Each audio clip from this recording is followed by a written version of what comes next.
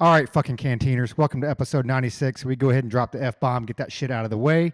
Explicit, not made for kids, not safe for work. Real quick shout out to Jim for the throwback hat. Spy, not a spy, but spyglass. Didn't even know he listens, but he listens. So episode 96, some big news yesterday. I guess first we'll throw out a shout out to Carlton Zeus. Thanks for letting us listen to your music. Also check out our website, www.culperscanteencup.com. And Josh just sent me a text saying, let's bullshit for a bit. And I guess since he figured that I went ahead and dropped the F-bomb, he could use the, yes, he listens. That was the shout out that he actually listens. Since we dropped the F-bomb early on, he could just go ahead and type out the whole BS word. So we'll keep it PG-13 or NC-17 or NR-18 or whatever it is. But what you got on your plate, Josh? Talk to me. I got a lot on my plate, man. I just figured, you're going to take me out to dinner first, buy me a couple drinks before we just, hop into the action. I'm not, Nah, man. Hey, man, I'm not. Hey, easy. dude, I'm 47, man. Maybe when I was like 25 at this age, that ain't happening. You just got, man. It's like, look, here's what I want. That's real mature. That's real mature. Yeah. Nice. What? So I was talking to one of my... Our podcast is known for being mature. Yeah, hey, we had a professional syndication going on till you like, what was that dude's name on Revenge of the Nerds? Ogre. Till you ogred in the mic. Thanks. Ogre. Man, he was probably one of the best characters in that movie. No, speaking of, talking about professional podcasts and stuff, I was talking to one of my teenagers the other day, and I brought up, we started talking about laugh tracks. You remember the cartoons that had laugh tracks, like all the old Hanna-Barbera cartoons, like Space Ghost and Grape Ape and stuff.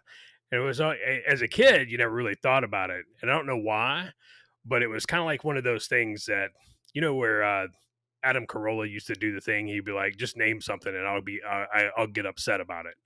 And people would be like, oh, a Q-tip. And he would rant about Q-tips for like 5 minutes. I don't know why, but when we started talking about cartoons with laugh tracks, I legit got angry. And I was so upset because I was like, why does a cartoon need a laugh track? It's a cartoon. Thundercats didn't have a laugh track. He-Man didn't have a laugh track. G.I. Joe didn't have a laugh track. Why did some of the cartoons have laugh tracks? And then, years later, sitcoms had laugh tracks. It was so ridiculous. I don't know why I got upset about it, but I did. It was so dumb. The cartoons you mentioned that didn't have laugh tracks, the reason they didn't have them is because they were deadly serious. G.I. Joe, Thundercats, He-Man, those are deadly serious, Josh. There's nothing funny about those cartoons. Well, yeah, of course they were serious. Hey, what's that sitcom, the Bazinga guy? They're all scientists living in the apartment together. Goes to MIT. That 70s show? That one. I don't know. I don't watch it. It's one of the biggest sitcoms of the past 10 years. I can't remember the name of it. Yeah. I really Sheldon. Yeah, I remember the name of the spinoff was Young Sheldon. Oh, okay. So anyway, we can't remember the name of it, but I saw a thing on YouTube. That's awful, man. A bunch of old Ben doing this podcast.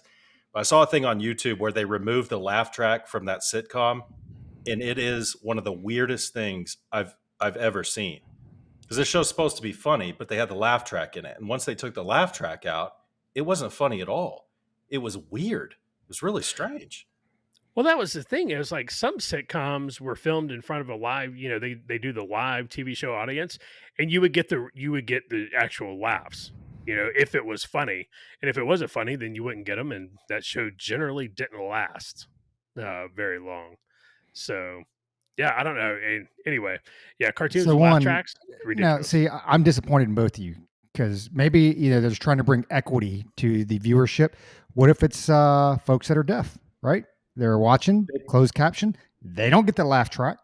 Yeah, but I thought it came in with the little parentheses background laugh. No, some of them do. It's funny you mentioned that because some of them do. Some of them say like laugh, ha ha ha, and some of them don't say anything or whatever. Yeah, we call that closed Big Bang Theory. Yeah, you're right. Big Bang Theory. Yeah, we call that closed captioning, Roger. That's what I just said, didn't I? Just say.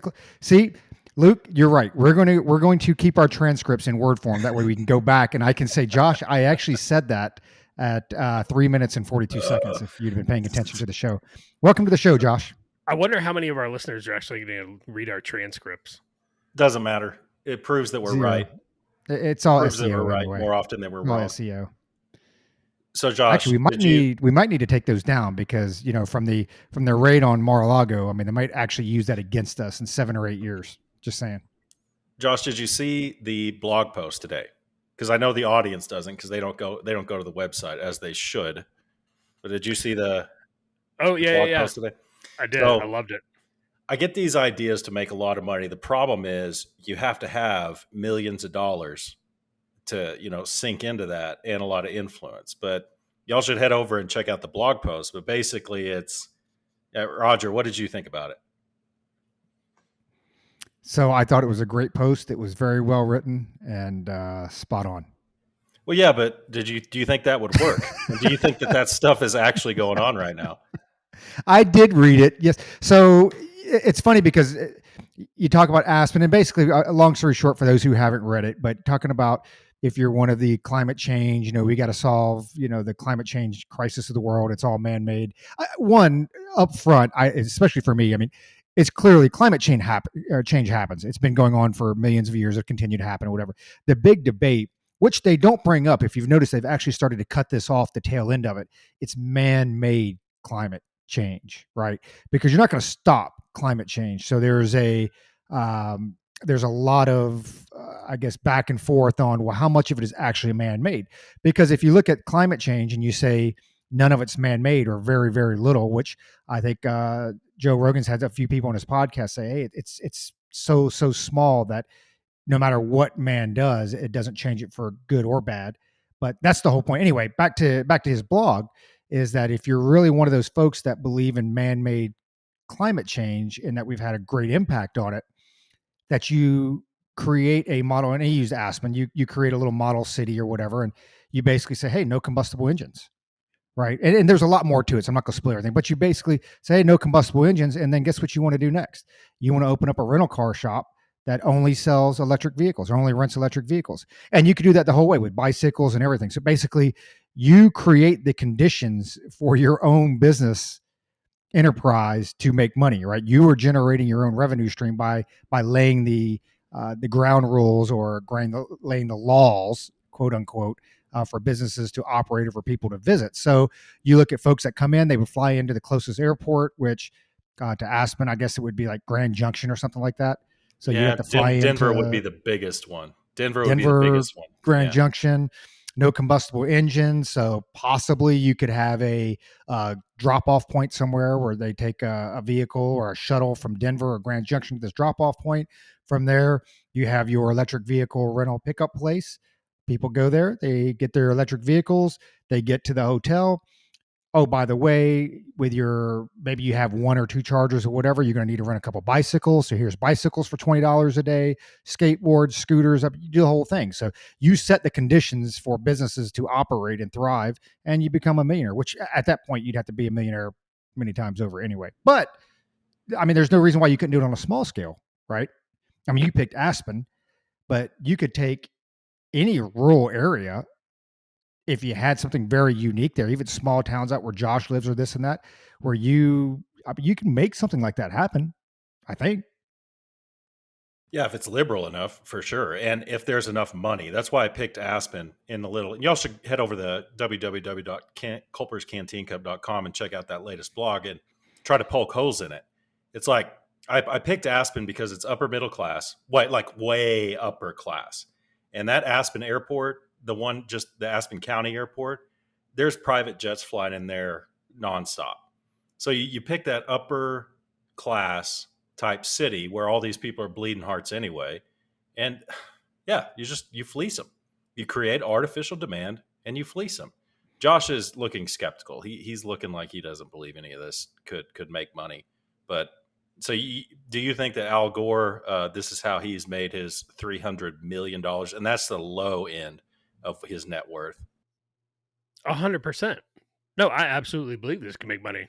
It's like like you put in the blog. I mean, you're creating an artificial demand, and then people are turning around, the same people who created the artificial demand are turning around and filling that demand, for folks. But, you'd have to be a multimillionaire, several times over to even get in on that game. Uh, you could do absolutely. I think Aspen's a perfect place. Aspen, Steamboat Springs, that whole area, like, that's a perfect place to do it. And not only that, but you are creating an artificial demand and filling that demand that feels good, right? It feels good because everybody wants to help the environment. Like, who doesn't want to help the environment? Like, who doesn't want to save, the red cockaded woodpecker? Like, who doesn't want to do that?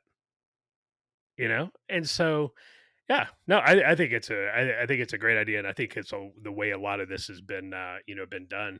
Because did you see it was, I mean, it was somewhere in Europe. They, they pulled some dude out of a glacier, and it was, it's not the, the 10,000-year-old, guy, but it was, it's a recent, probably the last couple of weeks. They found somebody in a glacier, and they've been there in that glacier for, you know, probably 500, 800, maybe even 1,000 years. They guesstimate, and people are like, "Oh, wow, how did that happen?" It was like, "Well, what do you mean? How did that happen?" It's the same way, what happened was that glacier used to not exist. It's like the glacier in, I believe it was in Sweden, that receded enough and it exposed this settlement. And they found it, and the settlement was thousands of years old. And people are like, "Oh my God, how did they do that?" It's like they built a settlement under the glacier, Karen. You clown. The glacier used to not be there. There's this thing. It's called climate change. Yes, it happens. It's natural. There used to be, there weren't glaciers. Then we had this thing called the Ice Age, and then the glaciers receded. That's kind of how you got the Finger Lakes in New York. How you got the Great Lake. Like it. This is the Earth is continuously doing this. It's continuously in a cycle. And if you really think that giving the government more money and more control is going to change that, well, you're really stupid, and I don't know what else to tell you. So, yeah, no, man. To answer your question, I absolutely think that is the way a lot of this has been done. So both of you guys have jumped out of airplanes. Both of you guys have done some pretty dangerous stuff. Uh, in your time in the military, what would you say was more scary? Jumping out of the airplane, going on patrol, or flying in an Osprey V-22? Osprey. Roger? I've never flown in a V-22. I was too young and dumb jumping out of airplanes to know what was, because I'm scared of heights. That's the crazy thing. I'm scared of heights, and not scared, but believe me, if I can stay down off a ladder on like the first one or two rungs, that's what I'll do. But I think I was too young and dumb at the time. And you're 18, 19, 20 years old, ready to jump out of airplanes and shoot people in the face. You're like, ah. So I think probably patrol. Patrol, just because you get out there for the first time, you're like, this is for real. And I'm not back at some FTX on Fort Bragg where, you hit me with a paintball. Yep, I'm dead. Or my Miles gear is going off, right? You go out there and you get hit. Like, you get hit for real. This isn't Call of Duty anymore. So probably patrol for me. But have you been on an Osprey? No. Okay. So say- at least on patrol, right? At least on patrol, you have a modicum of control over how you're going to react. When I was on the Osprey, I was like, dude, they used to test, they tested those out in Amarillo, Texas. And they were just falling out of the sky all the time. And being on those Ospreys, I did not feel safe. Even though nothing ever happened, I didn't feel right. But AFSOC has grounded a fleet of Ospreys. That's why I asked. Thoughts? And not even remotely surprised. So, were you in Erbil when that Osprey had to make an emergency landing and it landed on a stack of mattresses? Yes. It came in, and so they couldn't get the landing gears down. Nothing was working. I don't know if they lost hydraulics or what, but they couldn't. And it came in. It's like, okay, well, they have to land it, and so next thing you know, people started saying, "Hey, man, you guys got to come watch this." And so we ran out, to the flight line behind the jock, and there's a bunch of dudes carrying mattresses out of a Connex, and throwing them down on the, on the apron so this Osprey can land on mattresses, so everybody can get off. And I was like, so the very first question I asked, I was like, so I got a question. Like, why is there a Connex full of mattresses right next to the apron? Like, because that seems random and intentional all at the same time. And they were talking to one of the crew. It's legit. That is literally one of the SOPs for an Osprey who loses hydraulics and landing gears is mattresses. And so basically, you gotta be kidding it is, me. Dude. I shit you not. And so I was just sitting there and thinking about the fact that I had an Osprey flight like in probably like 48 hours later to head out west. And I was just like, this is not happening. Then my second favorite Osprey experience was flying back to Erbil from out west, from northern Syria, and next thing you know, countermeasures are going off, and that thing turns into a roller coaster ride because we took a bunch of small arms. Didn't a bunch of those crash a few years ago? Was it the Ospreys or was it the Harriers where they had a bunch of them crash and they had to ground them? No, the Ospreys, dude. Yeah, it's like 10 years ago or something like that, wasn't it? Yeah. That's what Luke was talking about. Yeah, that's what Luke's talking about. They were like the Blackhawks when the Blackhawks first came out, and those things were just dirt darting everywhere.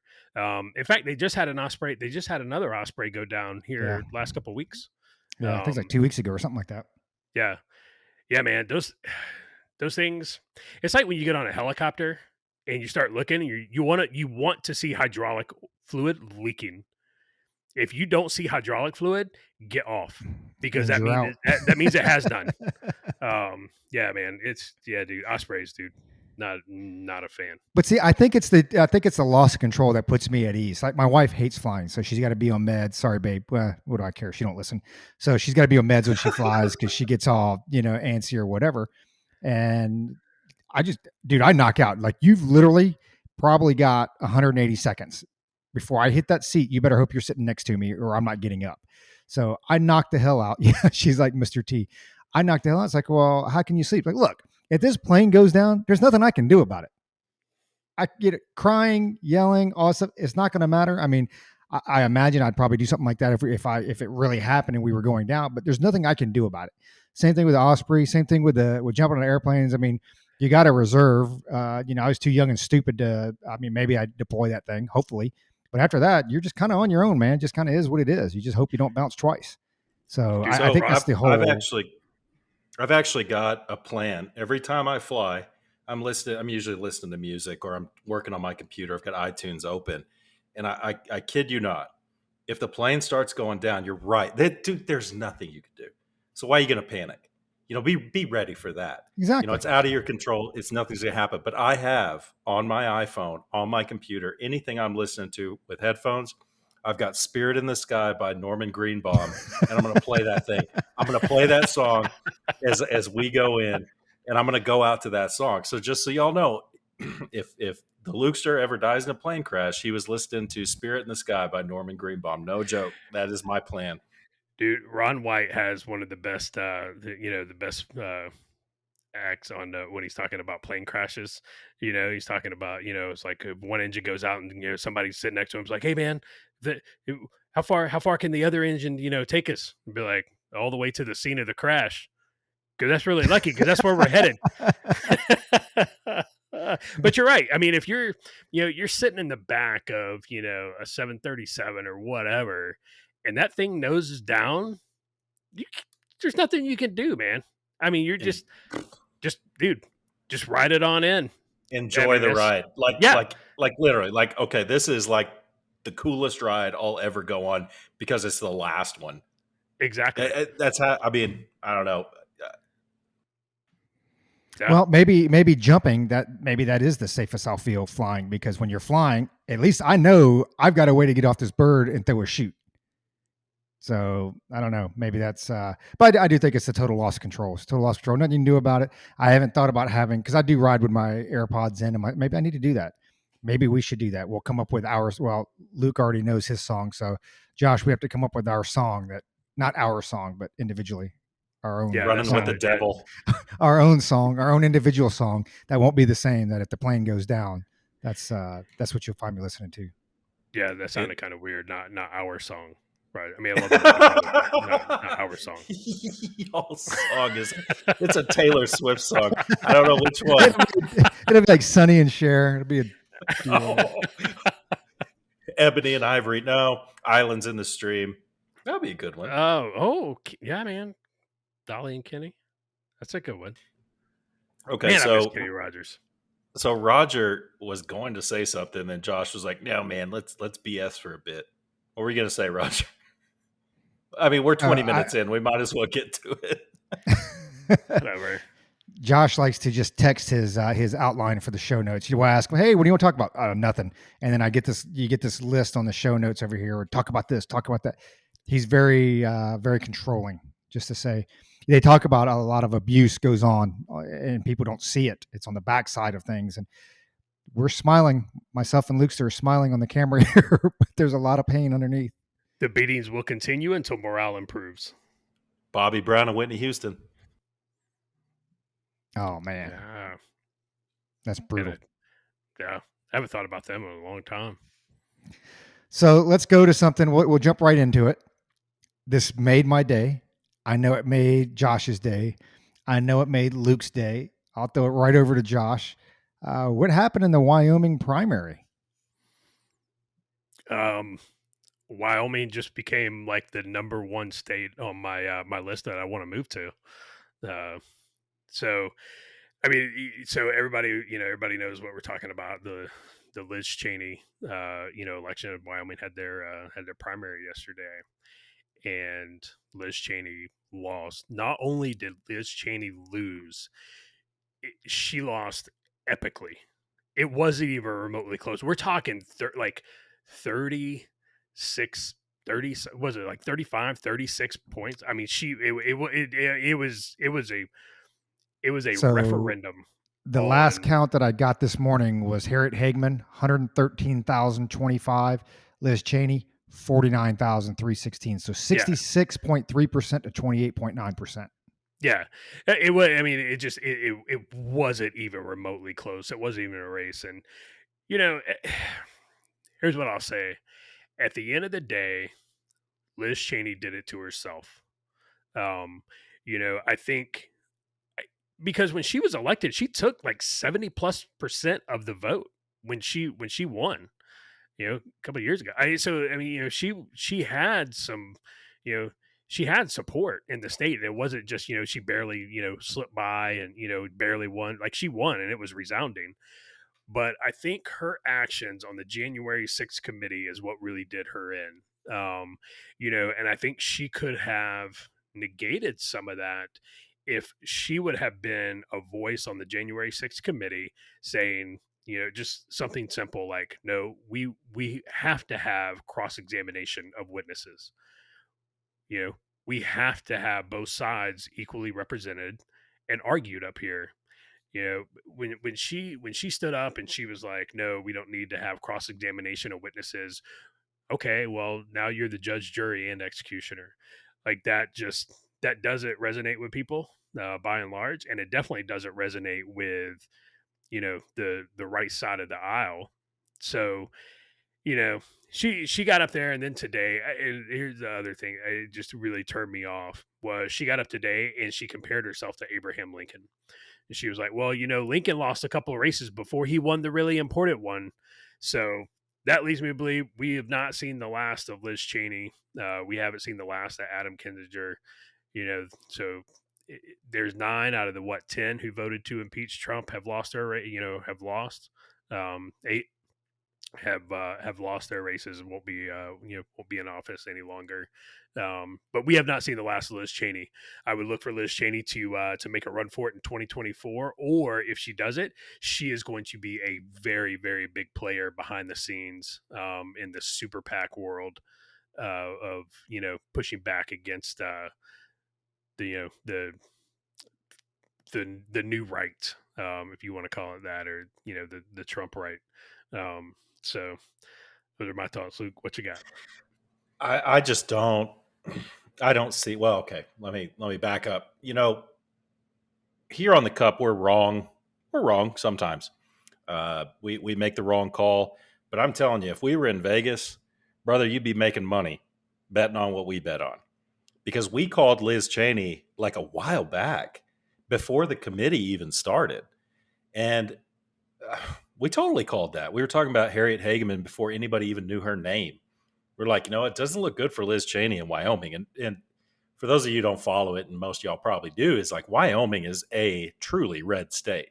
There aren't many Democrats there.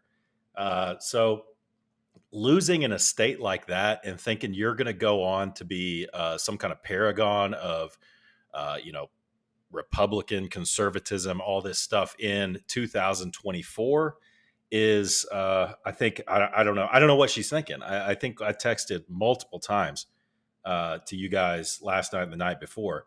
This person is so out of touch. She's extremely out of touch. Who is going to vote for Liz Cheney? I mean, you're Reagan, or not Reagan, I'm sorry. You're Romney, George H.W. Bush type conservatives. Do those people even exist anymore? Sorry, Darren. Calling out Darren. He listens to every word of every podcast, so he'll text me right when he hears that, and he'll be like, you MFer.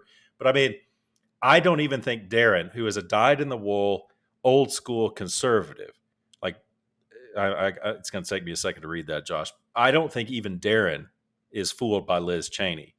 I could be wrong about that. Maybe he'll call me out, but I don't see who she appeals to. She's definitely not going to switch over to the Democrat ticket because, man, they'll turn on her so fast your head will spin. So I don't know what she's thinking. Super PAC? I mean, I guess so. I mean, a lot of these old school conservatives, like you said, Josh being a big player in the super PACs, a lot of these old school conservatives, I mean, maybe that Cheney name carries some weight, but my God, I don't know where she goes from here. I really don't. I have not liked her for a long time. I never even liked Dick Cheney even back in the middle of my flag waving, Iraq all the way, hoorah, hoorah, USA, USA. I didn't like Dick Cheney even back then. I was like, this guy is like the emperor in, Empire Strikes Back. He's evil.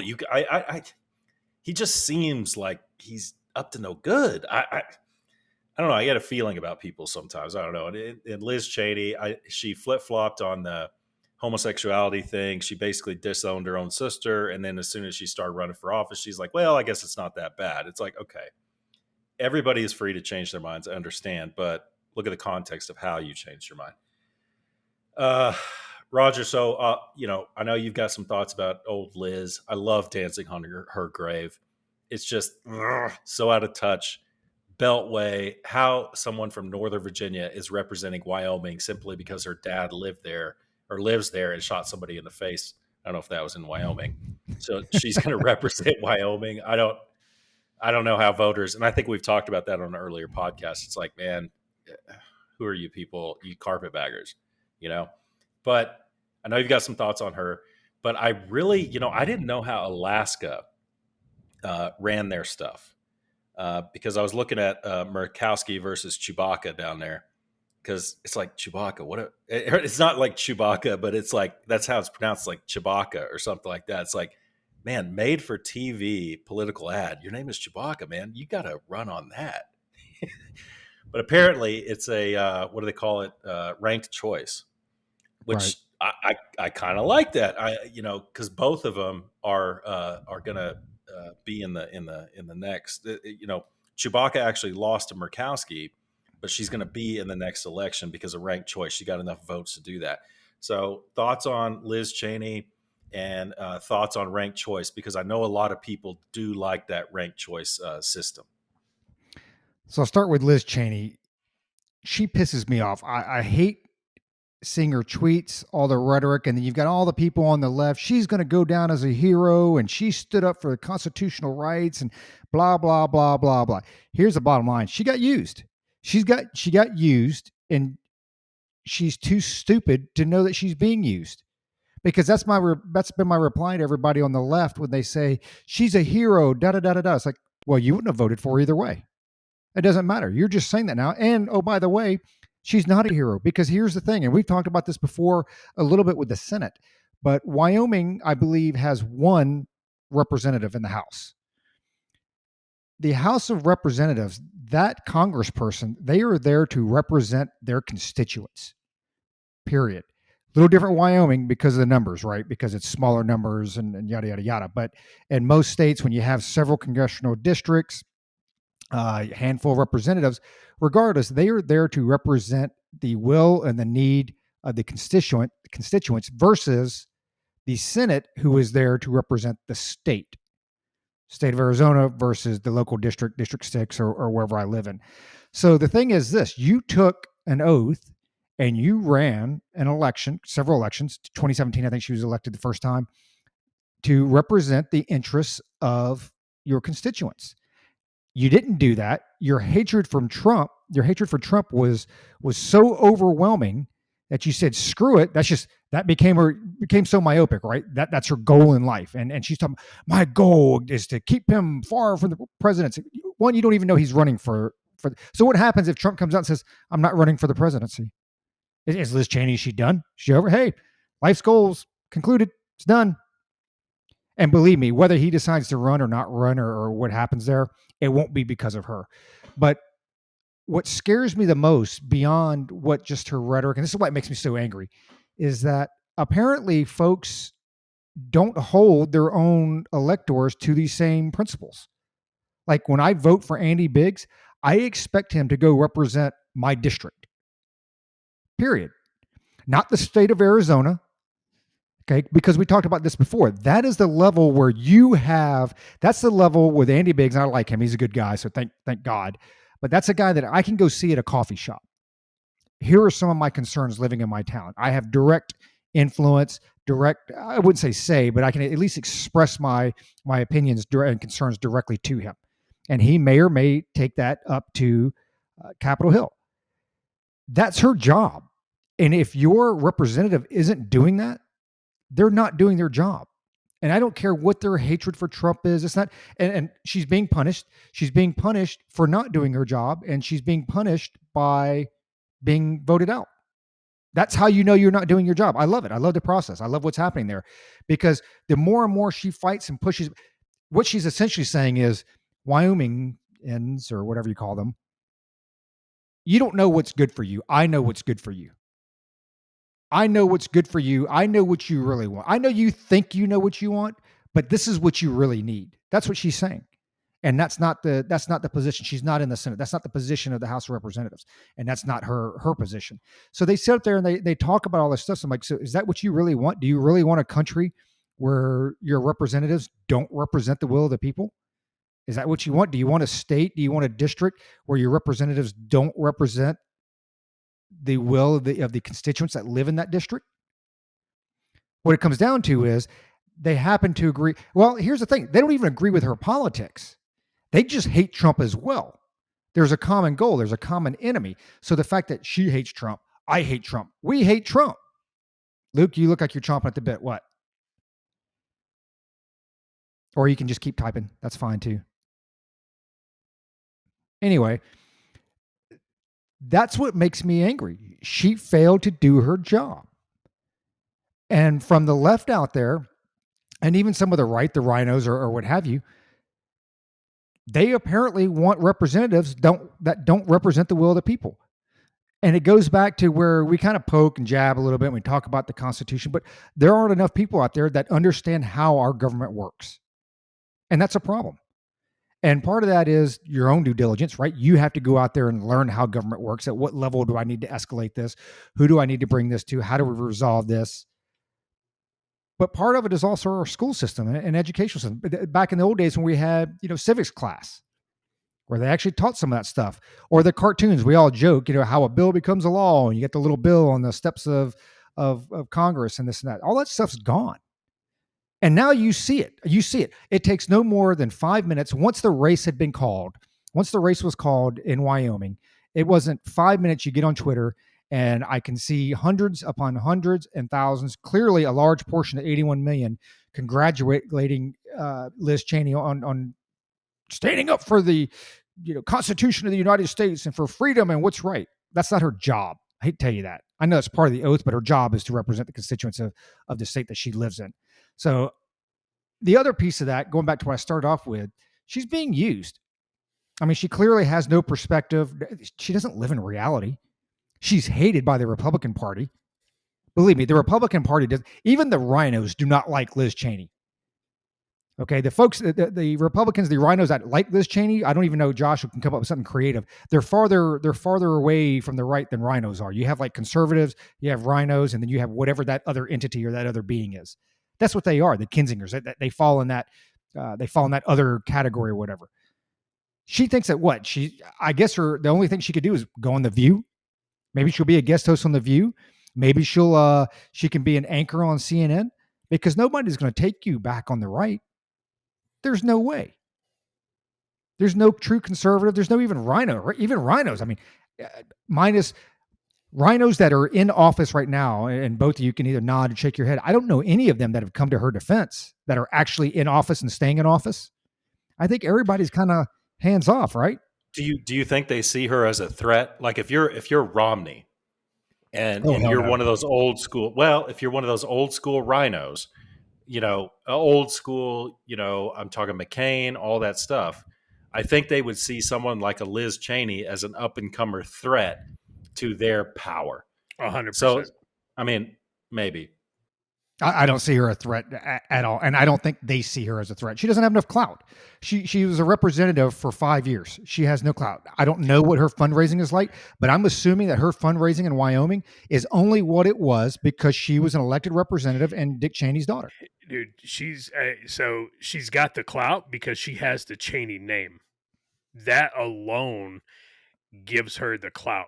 So you think about it, right now, for the first time, and once, Liz Cheney, cleans out her office and, turns the lights off for the last day, for the first time in 70 plus years, there will be no Cheney, Bush, Clinton, or McCain on Capitol Hill. But Liz Cheney has the Cheney name. She is not done. She is not What's done. her next move then? Where's her next play? The Cheney name didn't help her get over 30,000 votes in the election. Or I'm sorry, 49,000 votes in the election. Because the next time she's not worried about Wyoming. These people are so out of touch. Okay, I'm talking about the Romneys and and their ilk, and I'll loop Crenshaw in there, even though he's just a representative. Is that they are so blind that they think there's a chance we could actually win this. There's a chance that we can put Romney up there and he'll actually win president. They think that, and that's Liz Cheney. That's the cart she's saddling her horse to, is that, well, maybe I'll be sec def or whatever, just like my daddy. That is what's going on through her mind. You can put this on your transcript search right here, Luke, on 17 August at 38 minutes or whatever. Liz Cheney, she runs for president, which she said she's contemplating, will get less votes than Kamala Harris did. I agree. Totally agree. But she doesn't think that, because you've got people in the swamp in Northern Virginia, taking a big giant poopy in her ear every day, kissing that ass because they know where daddy's money is. I'm telling you, she thinks that she can win. I believe you. I'm disagreeing with Josh. I don't think she can win the presidency for sure. But to say that she's not going to, have to be dealt with at some point, like she is. That chick doesn't hit double digits. No, dude. To say that she is not going to be a threat, an issue, I think you're underestimating the establishment, because she is 100% an establishment icon. I mean, she is an establishment person. Even if, you say, well, she's just a representative. She's got that Cheney name, and she has built up enough political capital to use in DC to be a threat. Okay, even if she's out there not on the campaign trail herself, for herself, but if she's on the campaign trail for somebody, I'm telling you, she's got that Cheney name, and there's a lot of people that owe the Cheneys for for their success and where they got. So don't underestimate her at all. Let me shoot this right back at y'all, okay? Because we're kind of going down a rabbit hole here. So obviously, if Trump got the nomination, he's not going to appoint Cheney to nothing. I would hope that if DeSantis gets the nomination, he's not going to appoint Cheney to anything. But is there any old school 1994 Republican who could, I'm not saying who could get the nomination, but which one would appoint, Liz Cheney into their cabinet? Is there one? I can't. Romney, Romney. Murkowski, Okay. Collins. The I mean, same any crew. of those would. The same crew. Same Yeah. crew. Yeah, Typical yeah, crew. the same crew that when they say 3 Republicans voted against the Republicans on something, you automatically know who they are. What about Rubio and Cruz? I could see. You know what? Honestly, I could see Ted Cruz doing some stupid shit like that. I honestly could. Marco Rubio. Not I don't Rubio. know. I don't see Rubio doing it. But I could totally see Ted Cruz. Apparently, Susan Collins might be in trouble up there. She's Maine, right? Yeah. Yeah. Apparently, she might be in trouble. I was looking at one of the, I think it was Rasmussen or Ipsos or something like that. It looks like that she might be in trouble this next one. Yeah. Yeah. Maine's one of those. Man, it's another one of those weird states. It's just, yeah, Maine's a little bizarre. But I saw some of the same chatter that. But you think about her last election, she was there. She was on shaky footing, even in her last one. So this one, Maine probably hasn't got more conservative, in the meantime, because you have some of those folks from, Vermont and New Hampshire, kind of selling in Portland and Bar Harbor. Those are not conservative strongholds, and in the Great North there for sure. I haven't been to Portland a few times, man. It is the Manitou Springs of Maine. For those familiar with the state of Colorado, is it the Austin of Maine? Yes, yeah, it truly is, man. There's a lot of man, yeah, dude. There's a lot of Canada down jackets, and everybody smells like patchouli. So wearing that Canadian tuxedo. That's right. So to go back to one of your questions, Luke, on the how Alaska's doing it now, and they're going with the what'd you call it? The ranked choice. Yeah, ranked choice. I don't know. I can't say. I don't know enough about it to say I dislike it or I like it. So. Well, you know what? You weren't talking. You went down on your hate Liz Cheney, and you just kept talking about Liz Cheney. So I didn't know if you were actually going to. That was the first part of his question. Well, I mean, you took 20 minutes to answer the first part of his question. You going to take another 30 to answer the second part? Hey, Roger, how do you feel about Alaska moving to ranked choice for this election cycle? Well, thank you, Josh, for allowing me to speak and having a few minutes of time to address this topic. I love it. I'm like Luke. I love ranked choice. Basically, what they do, I think it's the top four vote getters. Doesn't matter what the party is. Boom, you make it to the next round. You go to the general election, and voters get to choose. One interesting thing before I throw it over to Josh, because now I'm done. When you look at the votes for Murkowski and Alaska, so if you look at the top four, Murkowski led the others. All the others, 68,603, 44% of the vote. Shabaka, 61,972, 39.87% of the vote. And when you look at the last two that comes up, there's a 9,600 who's a Democrat. There is a 2%, which is 3,500, which is a Republican. So this thing's going to be close. You look at the Democrat. I don't know, Josh, if you think the Democrat probably go with Murkowski, right? They would probably throw their votes towards Murkowski, I would think, versus Shabaka. But then when you also look at the U.S. House of Representatives, Sarah Palin, 48,000 votes. Patola, Democrat, 54,000 votes. Nick Begich, Republican, 41,000 votes. And there's another one. There's a pretty steep fall off from there. It goes down to Sweeney, Republican, 5,700 votes. What I was surprised with that is Patola, and I don't know anything about her, Mary Patola, 54,000 votes, man. That was 35% of the vote. That was the highest vote getter for the House of Representatives for Alaska. So throw it over to you. Yeah. So the Democrats in Alaska, they're going to definitely, if it comes down to it, they're definitely going to pick Murkowski over Shabaka.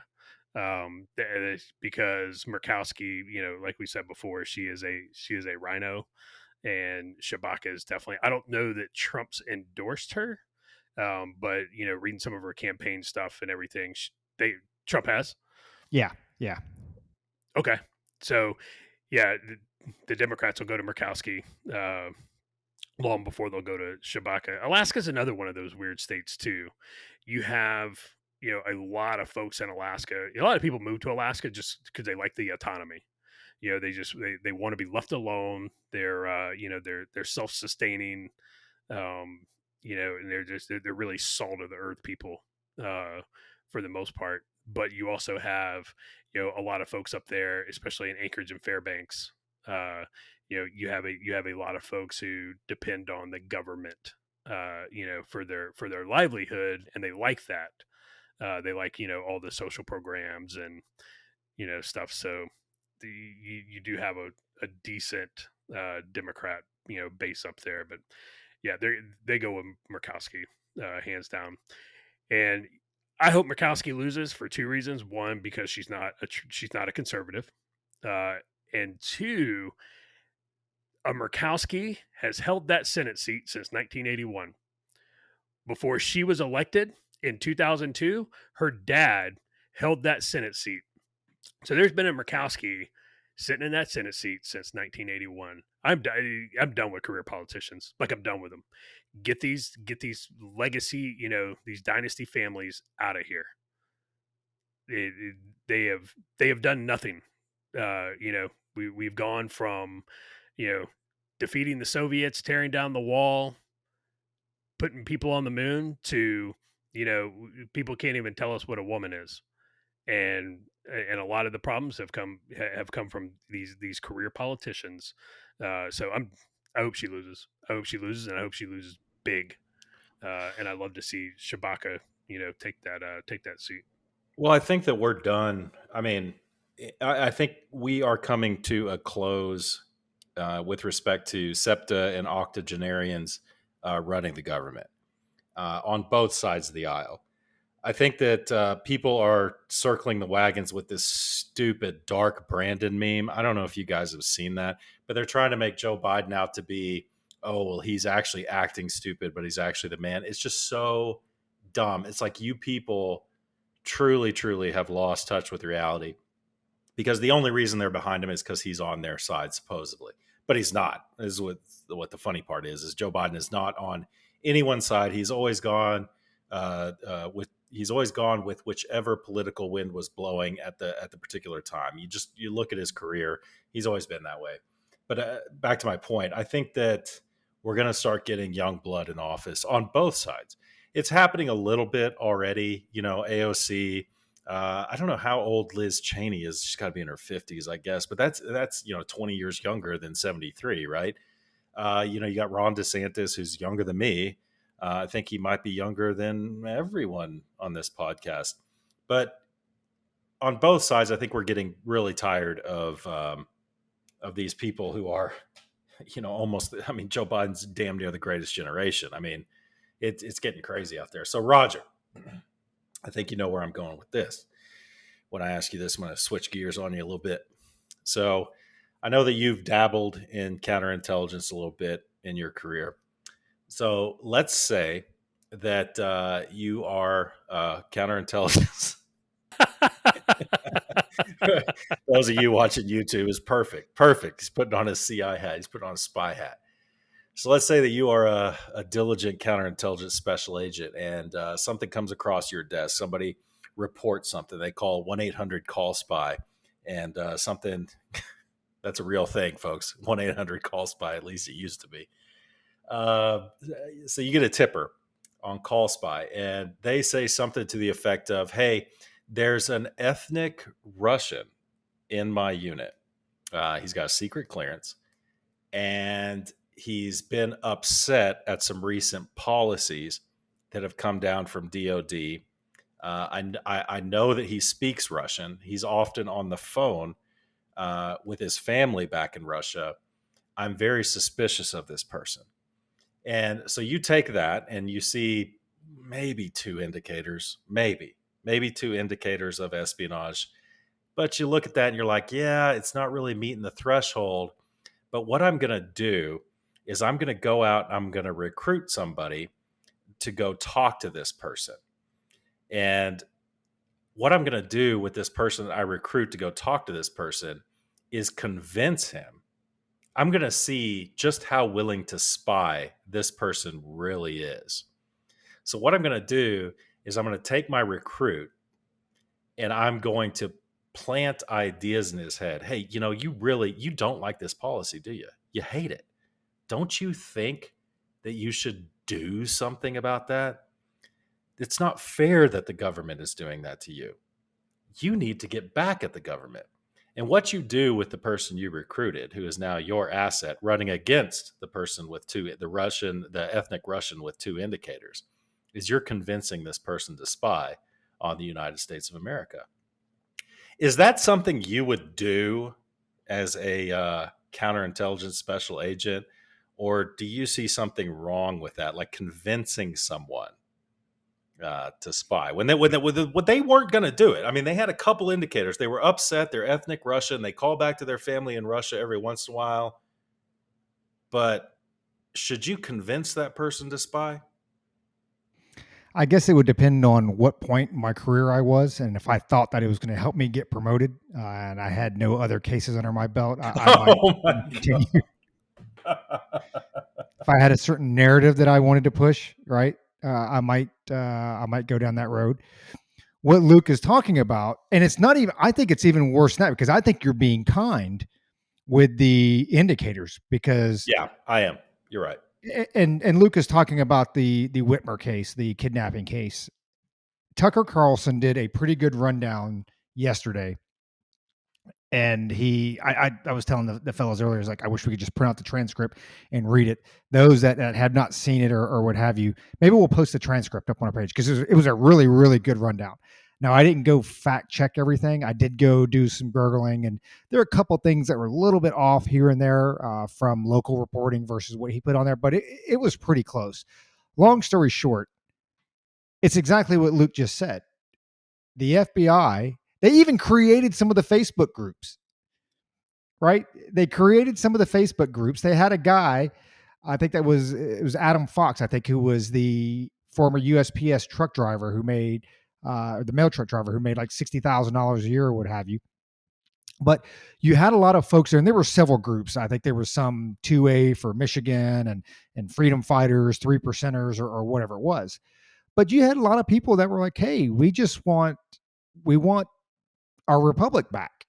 And again, from what I heard on Tucker Carlson and what I was able to read and some of the other local reporting, because this is going to trial right now, and it's been going to trial for a while, there was no intended violence there. There was no, we're going to go kidnap her, we're going to go blow the place up.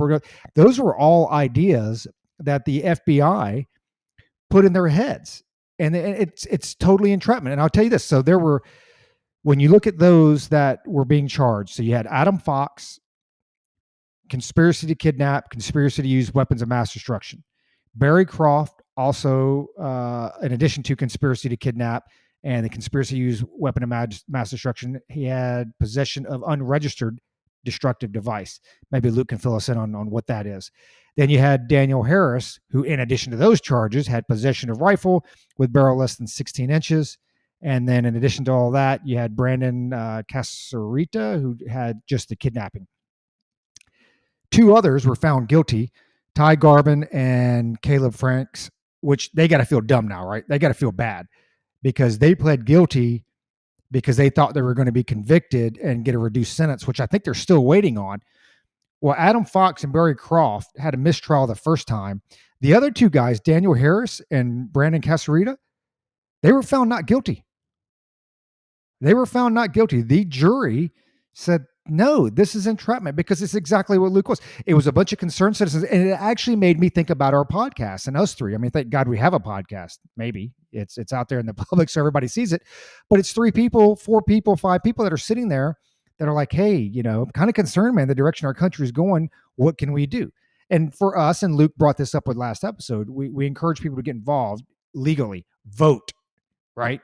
If you want to go out there and legally protest, get out there and vote, express your opinions as a constituent, that type of stuff, campaign for somebody, what have you. And these folks here, and by everything I've read, one of the guys, I think maybe it was Barry Croft, was like living in the basement of some laundromat. I mean, this is a poor dude, right? And all of a sudden they were like giving him the FBI, giving him all this money. Hey, you need to go buy some weapons and ammo. Giving him credit cards.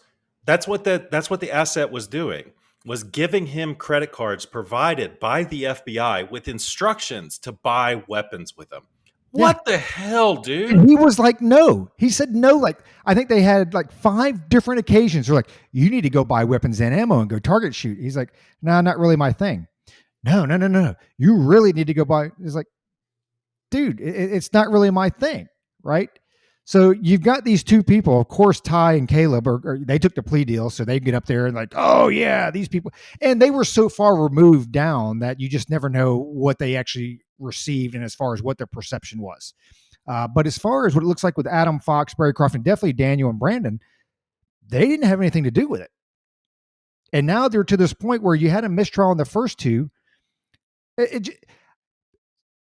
We're going to post this. We definitely need to post the transcripts up there. I want to ask Josh, because to me, this is the bigger problem with all this. Like, how do you solve this? The FBI is at a low point, and this is my own view, as far as like trust and respect throughout the community, throughout the country. They're at the lowest place that I can remember since I've been alive. I know there were times before that, and obviously some other issues or what have you, but even when you listen to Tucker Carlson and some of his rhetoric, like, I don't always buy into everything that Tucker says, but I'm like, this kind of makes sense. And right now, I mean, the FBI is looking like the enemy of the people. And you can tie this into Mar-a-Lago. You could tie it into James Comey, especially when you had Merrick Garland come up and defend the FBI. I'm like, are you serious? Like, the leaker for the FBI was James Comey, and he admitted it. So the big question, Josh, is how does it get fixed? There has to be significant reform. I'm not talking about, oh, we're gonna have an oversight panel, stand or whatever, right? We're gonna empower the oversight panel. We're gonna have some new oversight. There has to be a culling of the herd. There has to be some forced retirements. There has to be people who go to jail. I'm talking about people in the FBI. Some of the senior leadership has to go to jail. Yeah, no, you're 100% church committee. 100%. There needs to be a church committee level, look at this, and then significant reform. And we've kind of talked about it. The first thing I would do, I would strip the FBI of its intelligence authorities. The worst thing that we ever did was give the FBI, a law enforcement agency, intelligence authorities. The absolute dumbest thing that we ever did. But we did it back in a time when, guess what? Americans are scared. And when we're scared, we make emotional decisions. And when people make emotional decisions, 10 times out of 10, they are the wrong decision. 100%. The other interesting part of the Whitmer case was the FBI agent who's running this, right? The guy behind the scenes, guy named Jason Chambers. He has Tucker talked about, he has a side company, right? His security company, that's a side hustle. And all throughout 2020, this company's Twitter profile is tweeting information that's not publicly available. So what does that do? That shows people, hey, dude, this security company's got folks on the inside. They're connected. They know what they're doing. So I should go hire them. Right. And this guy is he's driving everything where he wants it to go. And he's pocketing money and he's making cash off of this on the side. Yeah. Again, that's a great point. He went back, he created artificial demand, and benefited from it, just like we talked about at the beginning with and Luke did it in his blog post yesterday with the environmental piece. It's the FBI, and people act like, yeah, I saw some people, even some conservative folks were like, yeah, man, the FBI has really changed. It really is. No, it hasn't. The FBI has not changed. The FBI targeted the Black Panthers. The FBI targeted Martin Luther King Jr. The FBI has targeted Americans and done dirty shit for decades now. This is not new.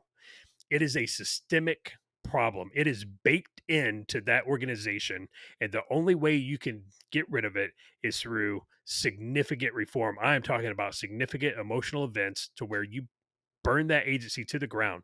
You come out, you strip it of all its authorities, you basically fire, anybody above GS 12, and you start over. That is the only way to reform this, and that is the only way to put people on notice that this kind of nonsense will not be tolerated. It will not be. Eh, you have some good folks in the FBI. You really do. There are a lot of good folks out there in the trenches, working every day, and they are doing great things for the country. And there are folks out there in the FBI that will do the right thing. But the senior leadership it is rotten. It is rotten to the core. And I hope whoever the Republican nominee is in 2024 runs runs on one of their things is that they will bring significant reform to not only the FBI but to all of these agencies. Now, I'm talking the ATF, the Department of Health and Human Services, you know, the CIA, everything, because it has gotten to the point where people have gotten too used to violating the Constitution, and they're super comfortable with it, and nobody's been held to account. Nobody has been held accountable at all. And if you have no accountability, then people are absolutely 100% going to lose trust in the system. And then you're going to start, you're going to get those instances. You're going to have your Ruby Ridges, you're going to have more Wacos, you're going to have, more of what you had out west, with the Bundys. I believe that was, Eastern Oregon. People have zero faith right now in a lot of the government institutions, and it's not because people are extremists. It's not because, people hate the country. It's because these institutions have done it to themselves, and they continue to do it to themselves every single day. And just, to drive that point home, and then I'll pass it over to Luke.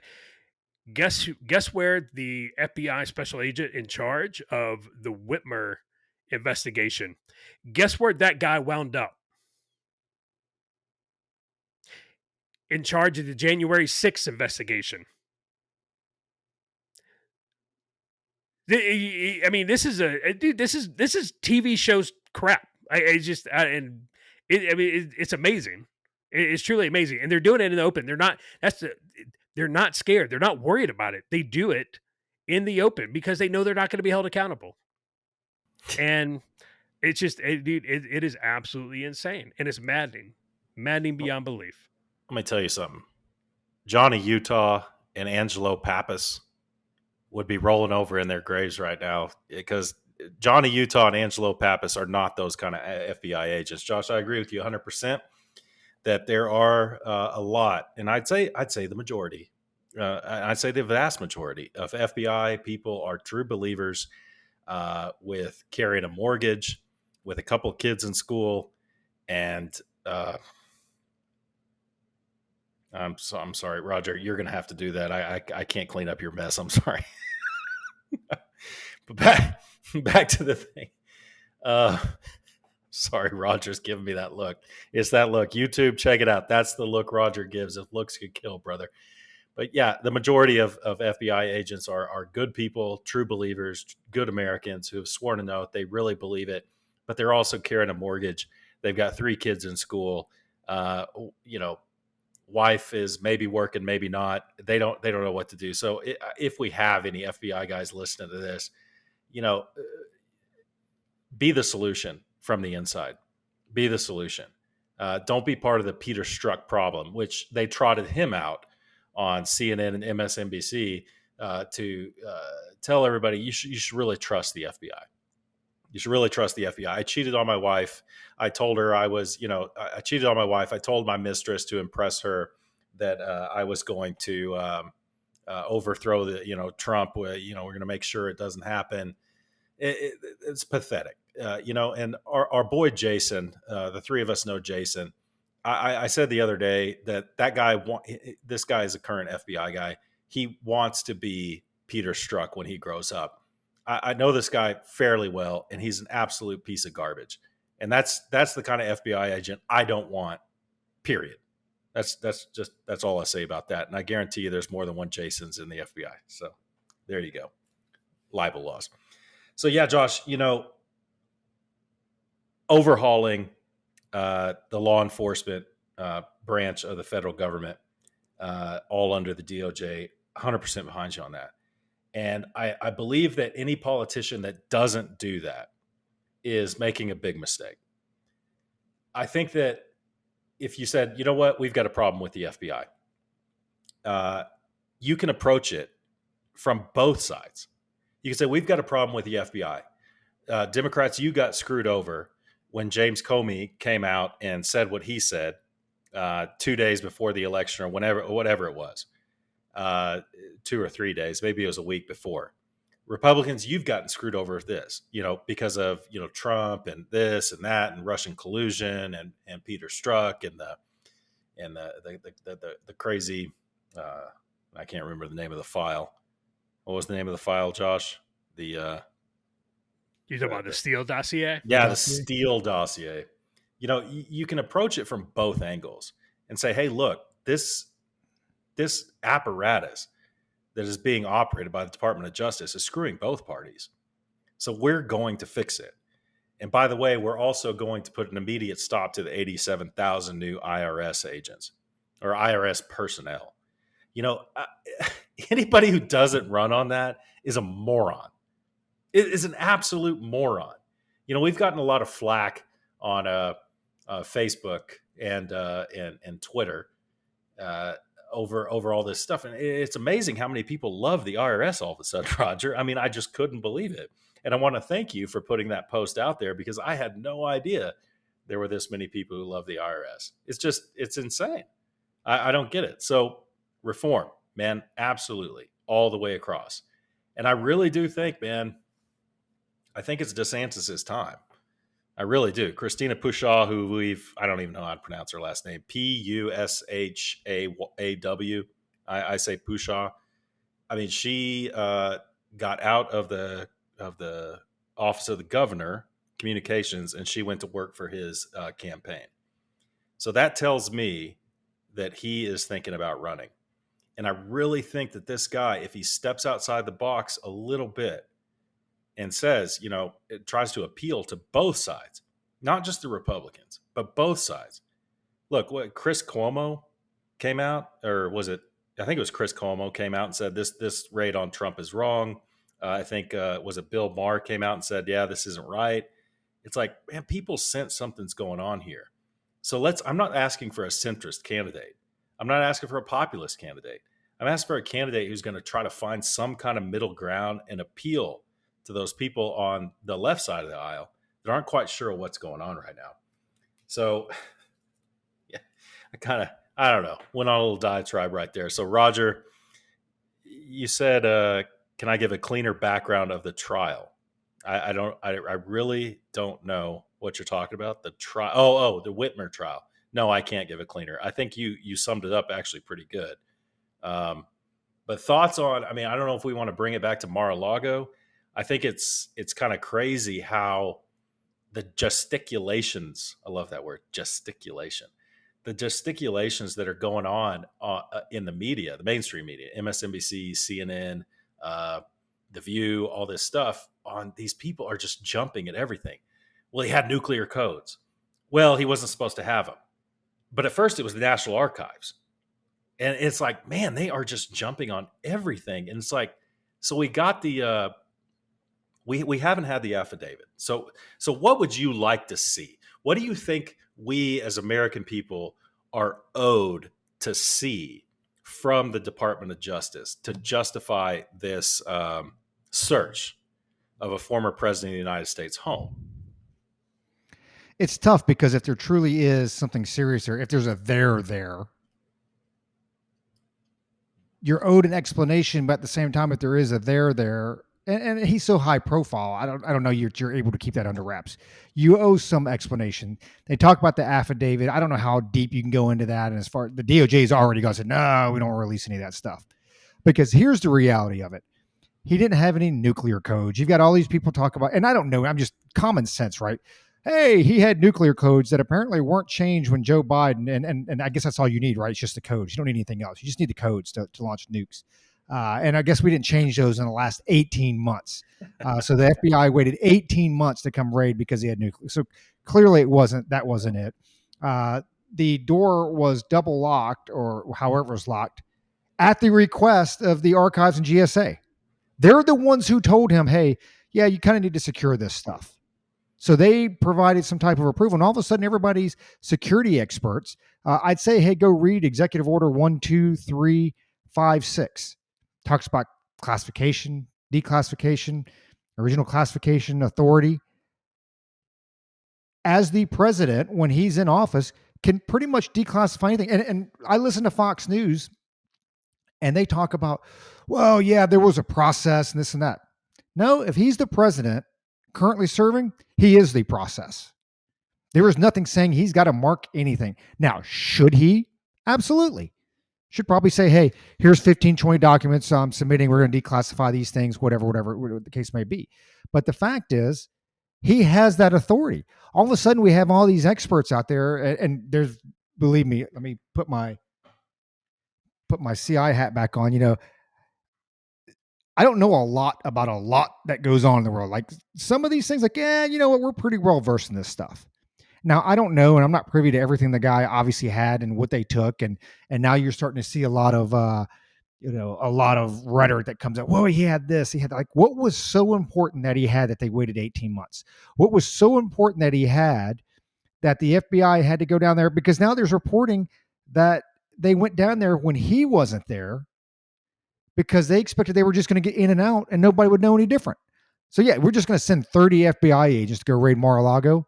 And I don't know. And you hear CNN talk about, well, it's not a raid. It's not. What would you call that with 30 agents, 30 FBI agents showing up at 6:00 in the morning with weapons, kicking doors down, breaking into the locks? What do you call that?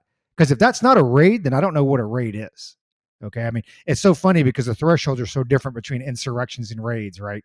You can send 30 FBI agents down there hacking into safes and kicking doors down. And, that's not a raid. January 6th was an insurrection.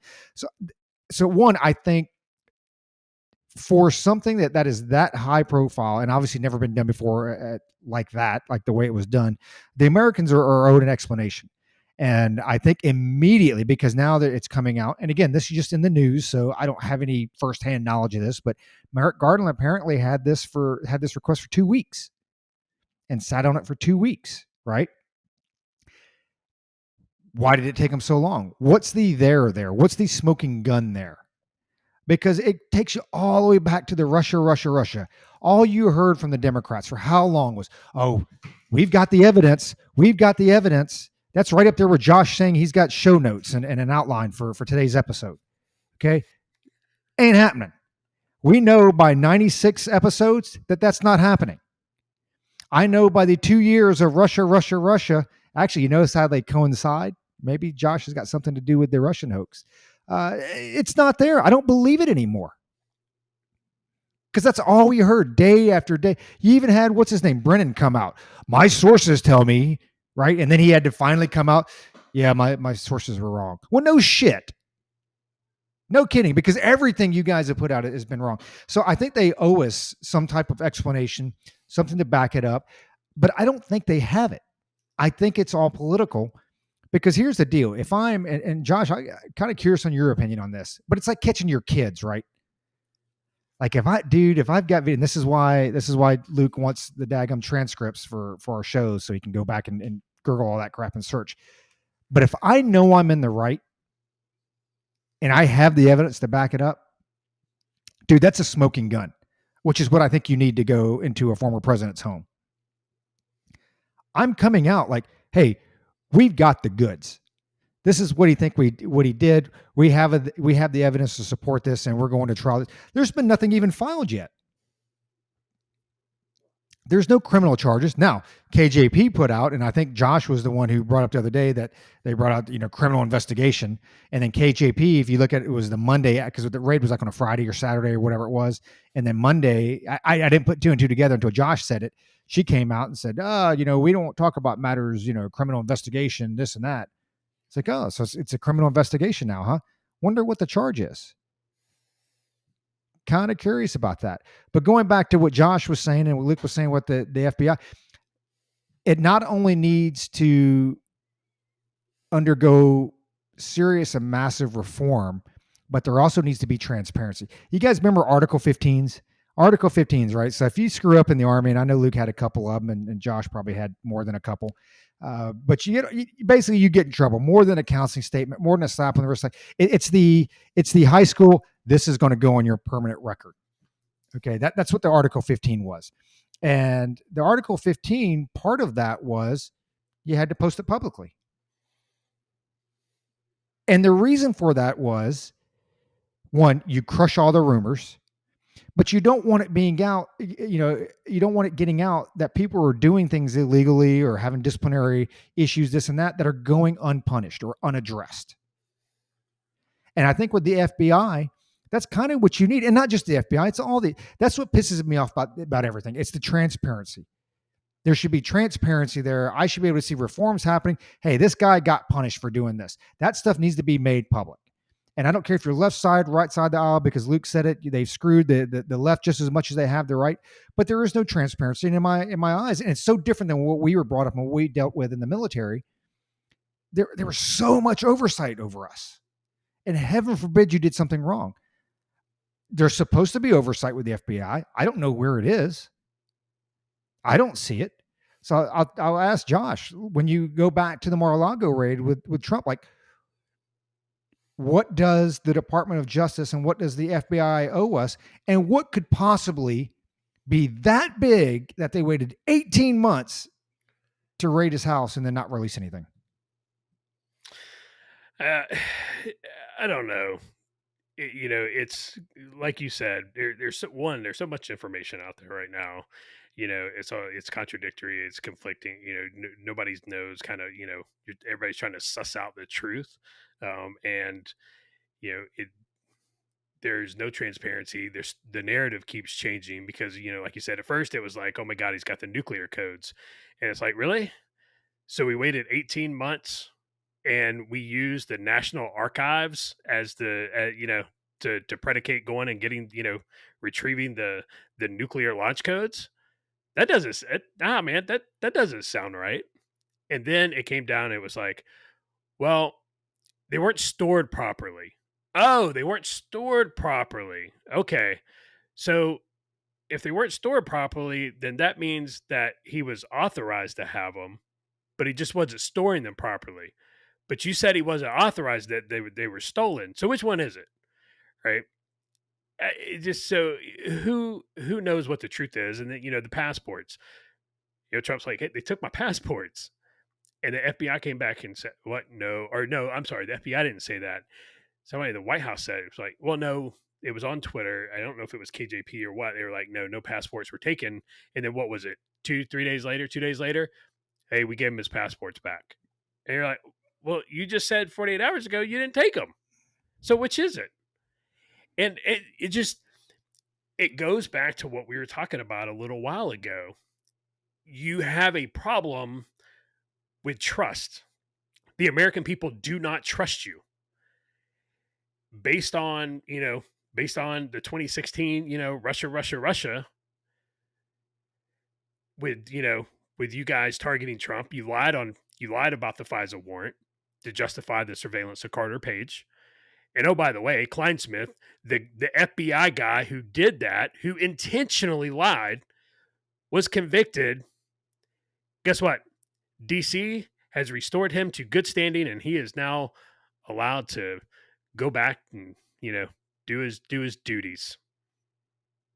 He didn't even finish out his parole, Tom, that they handed down as his punishment. Didn't even have to finish that to full term. And you wonder why people have a trust issue with your agency. If the FBI had Trump dead to rights, release the affidavit. At this point, I want to see the affidavit. The warrant, I don't care about the warrant, right? Everybody was like, "Oh, I want to see the warrant." The warrant's not going to tell you anything. The warrant's a bunch of legalese speak that, it's like you're going to search, this room and the contents therein, blah, blah, blah, blah. That's not going to tell you anything. The affidavit is going to tell you what that warrant was predicated on. That's what you want to see. And if they had Trump dead to rights, you could redact the affidavit to protect your sources and methods and let everybody see that damn thing and what you use to once again target him. Because we're at the point now that we're going after former presidents with an organization that has very little trust with the American people. And if Merrick Garland was concerned about transparency, if Joe Biden was concerned about transparency, they would release that affidavit yesterday. But they don't, because you know why they don't want that affidavit released? Because they know it's bullshit. They know it was predicated upon something so thin that no federal judge would have been like, "Yeah, man, you guys are good. Go do it." What did they do? They went to Florida and they got a magistrate judge to sign off on that warrant. And guess who that magistrate judge used to be a personal attorney for? Jeffrey Epstein. You can't make this shit up. I'm telling you guys, the difference between a conspiracy theory and the truth is about 90 days now. You can't, everybody's like, "Oh, you're crazy. You don't know what you're talking about." It's the 2020, like, "Oh, these crazy people, these conspiracy theorists are talking about natural immunity." What is that? It's dangerous. It's going to get people hurt. It's like, "Oh, wow, look at that. Natural immunity. It's actually a thing, 2 years later. Wow, no shit." They actually have a picture of him with Ghislaine Maxwell on an airplane No, with a plastic bottle of early times, right? no. That was a Photoshop thing. I know the one you're talking about. That was actually Epstein, and somebody Photoshopped that in there. Was that fake news? Did I just put out fake news? No, well, no, you didn't put it out. You put out something you saw, and we got 3 fact checkers here. And I had actually looked at that photo because she's got her boob all over his foot. I was like, I swear I've seen this picture before, because I remember boobs on feet. There's one thing I remember, it's boobs on feet, people. Sorry, Mom. So we just found Luke's kink. So, ugh, gross. So I looked that up, Roger. I actually looked that up, and yeah, that was photoshopped. And they actually called out one of Tucker Carlson's subs. Tucker Carlson was out last week on vacation, and one of his subs put that up there and was saying, "This is him," and he got dragged over that because it was Photoshop. So you can look that up, Josh. One of the things you were saying, the passports. We didn't take the passports. Well, we did take the passports. We returned them. I was reminded of a Fast Times at Ridgemont High. Jeff Spicoli. Make up your mind, dude. Is he going to shit or is he going to kill us? Yeah. It's like, what the hell? So one of the things that I find, one of the many things I find disturbing about this whole thing is the Biden administration saying, "Oh, we didn't know anything about this. We knew nothing about this." And like, how is that a good answer? Either you did or you didn't. And if you didn't know anything about it, that means the DOJ is raiding the residence of a former president of the United States. If you did know about it, you're lying in saying that you didn't. Now, I'll give, Obama some credit here, with the whole Comey thing and, with Hillary Clinton and, the whole meeting on the tarmac with Bill Clinton. Obama was doing some tap dancing back then. And did he make the right call?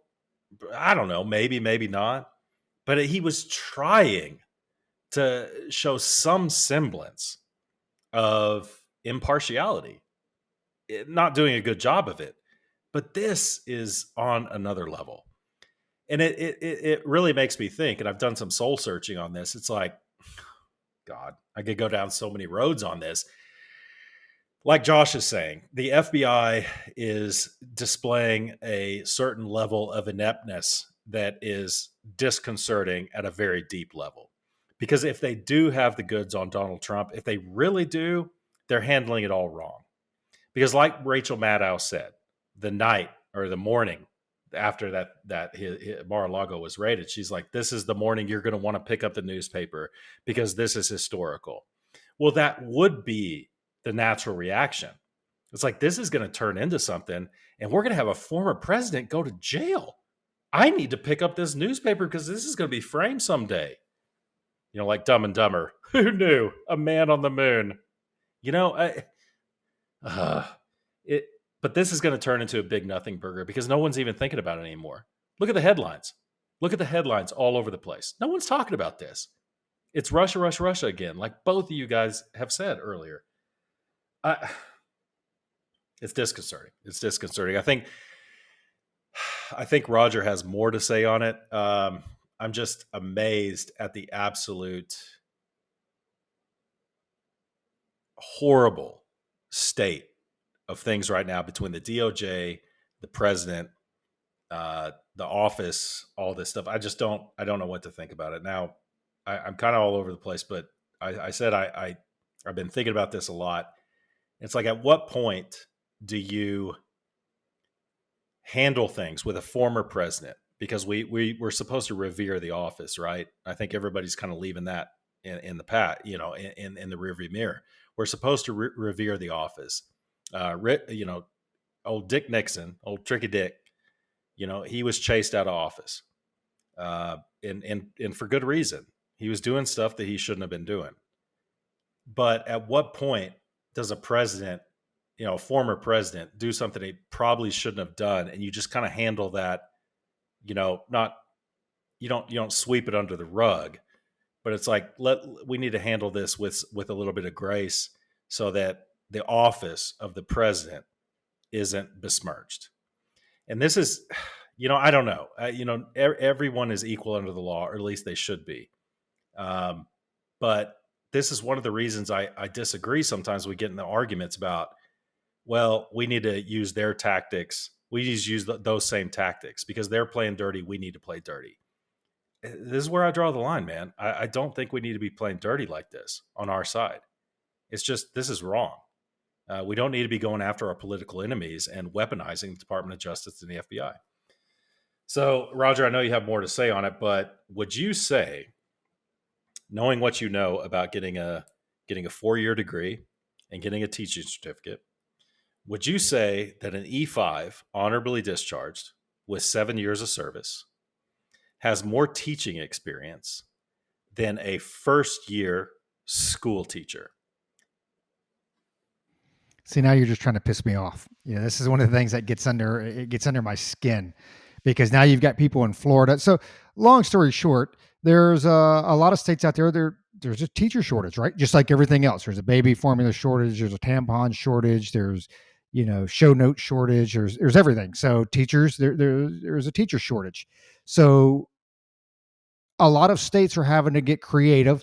I think some states are going to I think it's Texas, right? That's doing a 4-day school week. I think Florida is allowing vets that have a degree to go into teaching without necessarily having a teacher certification. Arizona is, they basically said that, hey, if you've got a 4-year degree, you're good to go, that type of stuff, right? And now you've got all the teachers that are pissed off and teacher supporters. Here's the thing. So, one, do you think that teachers unions had anything to do with the teacher shortage going on right now? 100%. Just a little bit, right? And I can't wait for him to be sued. Totally off topic, sort of, kind of. What was the one lawsuit with the vaccine mandates? I think it's up in Minnesota, Michigan. Healthcare workers sued because of the vaccine mandate. Yeah, and they won. And they won. More of that's going to come out. Hey, airlines, teachers unions, heads up, man. It's coming. It's coming. But when you look at the shortage of teachers and when you look at what states are doing to try to fill that, one of the things are veterans.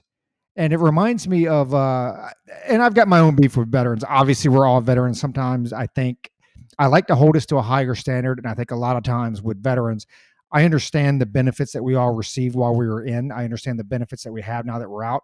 And I think that there's a lot of people that do not take advantage of those benefits while they're in serving their country. And then they complain about their situation when they get out. And I have a problem with that. Maybe it's just so close to me. And I think that you should be proactive in your own life and career or what have you. But besides that, I actually side with the vets on this because now you got all these teachers coming out and pooping on the vets.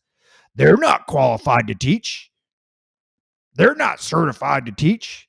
Josh said it best the other day. He's been teaching his damn kids for the last 2 years. God help him. Yeah, I think, whether he was a vet or not a vet or whatever, I mean, he was a warrant officer, so there's probably a little bit of a gap there. But outside of that, he's had to teach his kids for the last 2 years because teachers wouldn't teach them. Oh, you were good to teach for 2 years. And again, this has got nothing to do with being a veteran. It does. But in his case, you shut down the schools for a lot of these places. Who else was supposed to teach them? Hey, guess what? Yeah, they're in your school for a few hours a day. Who do you think teaches them about the rest of life? It's the parent. And then when you look at a vet, what they go through. Now, I'm not saying you just take any old vet. Oh, you were discharged for bad conduct. Let's throw you in the schools, which they would probably do just as good as 95% of them, just saying, because it pisses me off. But you take a veteran who has a degree. We graduated or we went through intelligence school. You've got paralegals. You've got medics. So what? You mean an RN for the Army that came out that has 4 years of college plus can't teach like health to middle schoolers? Really? Hey, go through a background check. Guess what? The government's already got their DNA. Like, I don't even understand what, it's so funny because I'm applying for my teacher's certification out here, substitute teaching. And it's, I have to go back through and get my fingerprints done. I'm just like, you've got my fingerprints for my clearance. You've got my fingerprints for my CCW. The federal government literally has my DNA. Why am I going back to do fingerprints again? Anyway, it just pisses me off because I can't think of anybody who is more qualified, but not even the qualification, somebody who gives a shit. Because that's my problem with the teachers. And I know we have some good teachers out there. All right. So I know we've got some relatives that are teachers and you know who they are. These are people that actually care. My son, I've told the story when he broke like half the bones in his body years ago. He had a teacher that came to the house 3 days a week. And she was here 4, 5, 6 hours teaching him all the subjects. She was a former principal and she was complaining. Now, one, she was doing this on her own. And at first, I was like, you're being paid overtime, yada, yada. She's like, not as much as you think. My son, generally speaking, is a good kid. Sometimes he's a turd, but, majority of the time he's a good kid. Teacher's like, hey, he's got a good heart. I want to help him graduate. It's his junior year, senior, whatever the heck it was, junior year.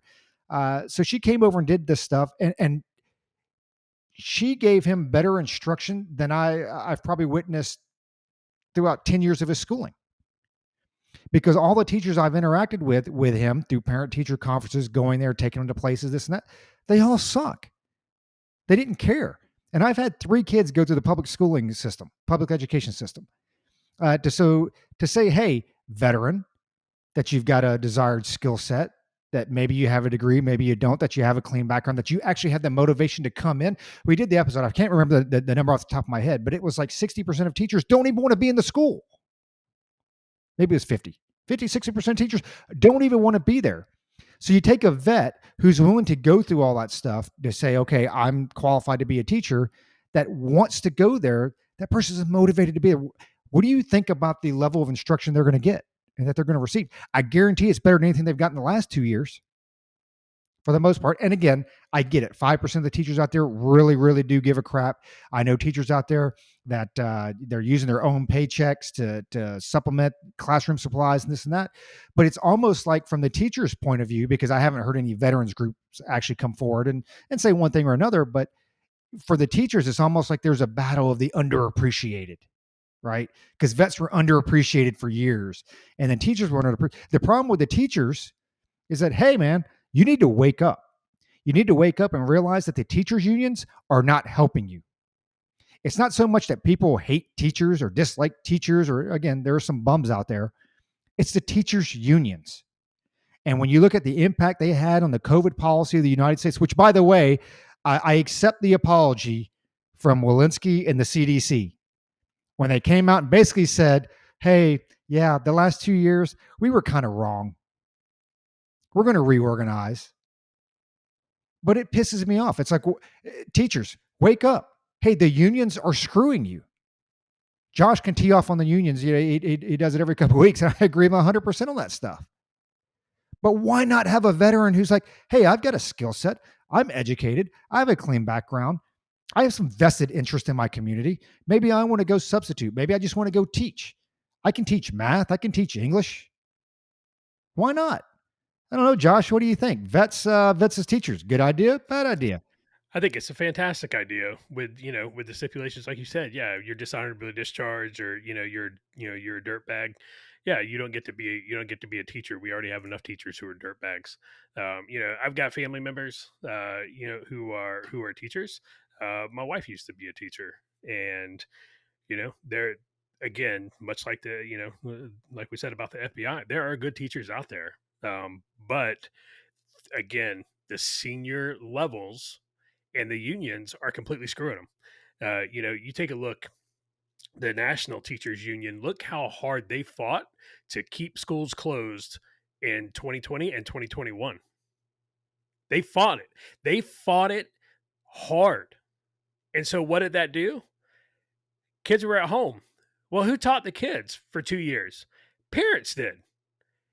I'm not qualified. I don't have the teaching certificate that says, okay, you can go teach. You can go teach school. I can't even go teach kindergarten or first grade without that certificate. So I can't teach kids shapes and colors and what 1+1 = 2. Like I'm not qualified to do that. Are you serious? Well, teachers fought to keep schools closed. Teachers unions fought to keep schools closed. They went and laid on the beach for 2 years. Who taught the kids? The parents did. Luckily, I have a wife who's like 100 times smarter than I am and is college educated, formally college educated, and has, a teaching certificate and all that stuff, So, I mean, she obviously did the lion's share of it, especially since, all our kids are, high schoolers, and, my math capabilities stop at about third grade.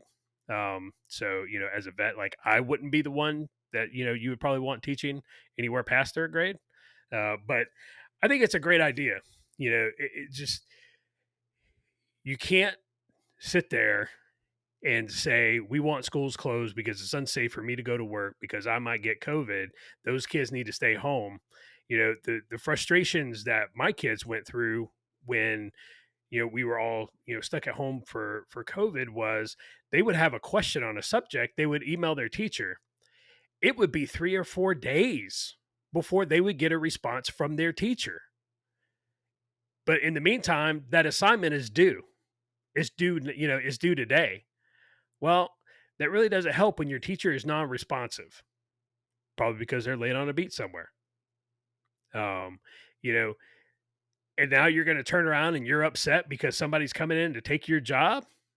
This is like, dude, this is like when Reagan fired all the air traffic controllers. You want to protest? You don't want to work? You want to go on strike for some bullshit? Not a problem. You got a job. I got a dozen other people ready to take your job. And teachers are now realizing, hey, the economy's slowing down. The music's about to stop, and there's not going to be any chairs left. And, they're all upset. Oh, well, now we're supposed to revere teachers after they spent the last 2 years shitting on kids not doing their job. And all of a sudden now we're supposed to hope, put them on a pedestal. Get out of here. And you talk about, the veterans, right? Think about how much training we went through. Think about all the people that we trained on how to do some very complex jobs in some very difficult situations in some very bad places. You think about that. Yeah. Can I teach a kid, about U.S. history? You're damn skippy. We're talking about the 3 branches of government, baby. Like, this is what we're like. This is, I think it's a great idea. When you think about what some veterans have done, think about those company grade officers, those company grade NCOs who are out there in Paktika province in Afghanistan, basically conducting U.S. policy with Afghanis, establishing U.S. policy with Afghanis, and they're out there coordinating the building of basically villages, right? They're coordinating hundreds of thousands of dollars, millions of dollars of work. They're coordinating all these things. And then you're going to turn around and be like, no, you're not qualified to teach second grade. Get out of here, dude. Get out of here. That's a whole bunch of nonsense. Oh, you're absolutely, dude. You are 100% right. You're 100% right. One of the first things that we're doing in U.S. history, when I'm teaching it, taxation is theft. I'm bringing in a whole bunch of boxes of Lipton tea bags, and we're going to the nearest lake and we're throwing that shit in there. Done. School swimming pool. School swimming pool. What school do you go to that has exactly. a swimming That's pool? what I asked. You rich MFer. What school what you grew up in a school with a swimming pool? So It is Apache Junction. I didn't even go to school. My sister went to school up in Ohio by the nuke plant, and those that are familiar with that area will know where I'm talking about. But the nuke plant paid for everything, paid all your utilities because you live by a nuke plant or whatever. Dude, there were 64 people in this school, and they had an Olympic-sized swimming pool.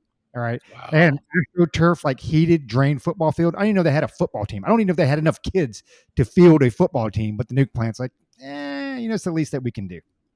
So, Roger, I got a question for you. What is the failure rate for basic training? Can't be that great. I mean, you probably have 5-10%? 5-10%. I would say 5, just based on my experience. From reception all the way on, right? Because you're going to, and not just, I should look that in. It's not just failure. I mean, you get people get DQ'd because of background check, yada, yada, yada. But yeah, I'd say 5-10% max. So once they make it to Try basic 15. training, what's that, Josh? I just looked it up. It's 15%. So, what is that? 15%? That seems high. So for the record, those 15%, I did not put any of those kids in the Army. Every one of my kids graduated. I would believe from MEPS to graduating basic training, I would buy that's 15%. But just based on the class I went through back in the late 90s, I think it was more like 5%. So that's completely anecdotal. I get it. Now, when you factor AIT into that, which is your advanced training, where you're learning how to do the job you signed up for, I'd say the recidivism. I'd say the failure rate's probably a little bit higher. I would take that up to 15%, but those people get reclassified into other jobs that might be a little bit more menial, a little bit more easy, like truck driver, 88 Mike, for instance. So all I'm saying is this, folks. It's look at the failure rate for university to get a 4-year degree, to get a teaching certificate, to be a school teacher. Look, I'm not pooping on anybody here. All I'm saying is veterans aren't necessarily all heroes, okay? 85 to 90% of the population can get in to be a soldier, sailor, airman, whatever they call Coast Guards and Space Force people. Anybody can do that. It doesn't make you a hero getting that, qualification. It also doesn't make you a hero getting a teaching certificate. All I'm saying is I equate the two. It's like anybody can be a teacher. Anybody with a brain can be a teacher. Anybody with a brain can be a veteran. It's or a soldier, whatever, and get honorably discharged and then be a veteran. It's just stop thinking that you are the bomb because you're a teacher or you're a veteran. All I'm saying, I agree with both y'all on what you were saying as far as, your experiences, teaching soldiers complex tasks and things like that. But go back to, they don't even call it BNOC and ANOC anymore. What was the one before BNOC back when we were in the day? The one you have to do to be an E5? Oh, that was PLDC. PLDC, yeah. So PLDC, right? I mean, PLDC. I mean, come on. You are teaching. It's 4 weeks or 6 weeks or whatever it was of straight up teaching. That's what it was. It's 6 weeks of teaching morons to do tasks. And not that I'm saying kids are morons, but let's be honest, man. Third graders are kind of morons. They really are. And I do think that, maybe a 2 or 3 week certification, something free of charge for veterans who want to go teach. Get them that certification in Florida, Texas. It's state dependent, totally. But man, we have a teaching shortage, like both of you guys said. It's like, what better population to pull from than vets?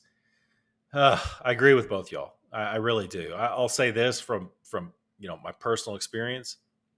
My personal experience says this: any teacher that I listen to complain, because teachers and soldiers both complain. That's another thing they both have in common. They complain. Any teacher who is complaining about students or parents is a bad teacher, period. Every single good teacher, Wendy, Kurt, Elizabeth, Emily, Russell, they complain a lot too. They don't complain about the students. They don't complain about the families. They complain about the administration. They complain about the school administration. That's a good teacher. The school administration gets in the way of them teaching the kids the way the kids need to be taught. But when teachers start complaining about the kids or the parents, dude, bad teacher, period. Maybe somebody will surprise me someday, but whatever, man. That's the way I feel about it. Roger, you feel differently? You like Peter Strzok? When I said Peter Strzok earlier, I saw you kind of got excited. No, because dude, all these guys and gals are coming out, and of course they're all on like CNN, MSNBC. It's right up there with Dan Rather. Like, why is he? I mean, well, one, I can't believe he's actually tweeting, because he's got to be like old as frick right now, right? Dude, Dan Rather, how old is he? Like 85? Look that he's up. gonna be old, right? Or like Joe Biden age or whatever. Like, come on, dude, are you really tweeting about him? Like, he gets there and talks about honesty, and I'm like, Dan Rather, really? Like, maybe, I mean, dude, use like a pseudonym or something, right? I mean, come out with a different name or whatever. I mean, that dude, is he 90? Is he really 90? Holy shit. So Yeah. let's be clear. Dan Rather is not tweeting anything. So that is clearly, a surrogate or something like Dude, that. Dan Rather's so old, he's not even buying green bananas anymore.